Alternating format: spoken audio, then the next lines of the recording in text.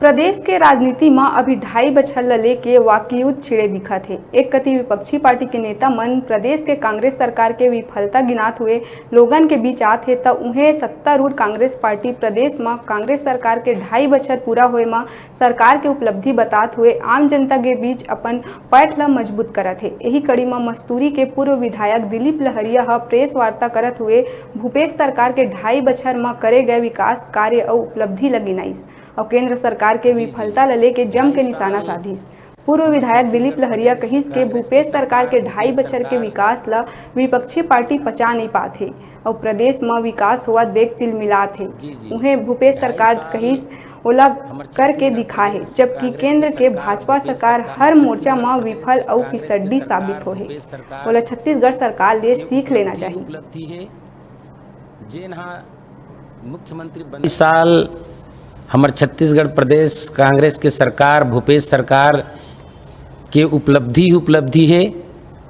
जेन हाँ मुख्यमंत्री बनते ही किसान मन के कर्जा ला माफ करीस, 2500 रुपये में समर्थन मूल्य में धान की खरीदी करीस। आओ आज जो कोरोना के संकट से हमार प्रदेश देश गुजरत रही से वो समय में माननीय मुख्यमंत्री जी भूपेश बघेल के सरकार ऐसे व्यवस्था करी जेकर से हमारे छत्तीसगढ़ में कोई असर विशेष नहीं डाल पाइस कोरोना।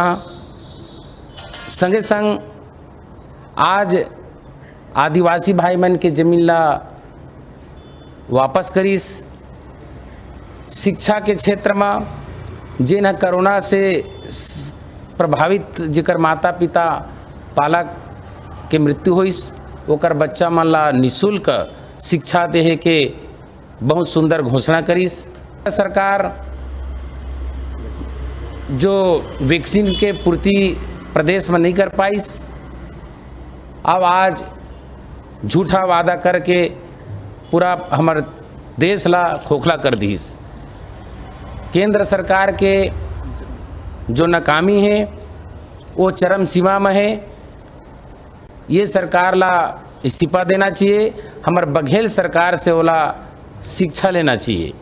जेन हाँ हमारे छत्तीसगढ़ सरकार बघेल सरकार 2.5 साल में आज हमारे छत्तीसगढ़ प्रदेश ला आनी बानी की योजना के द्वारा विकास कार्य ला असली जामा पहनाइस।